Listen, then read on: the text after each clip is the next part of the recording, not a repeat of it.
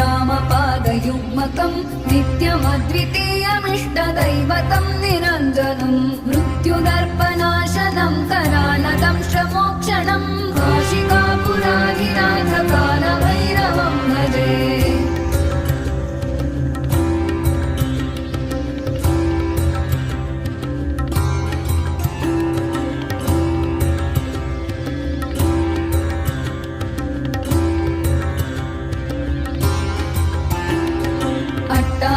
भिन्न पद्मजाण्डकोशसन्ततिं दृष्टिपातनष्टपापजालमुग्रशासनम् अष्टसिद्धिदायकं कपालमालिकाधरम् काशिका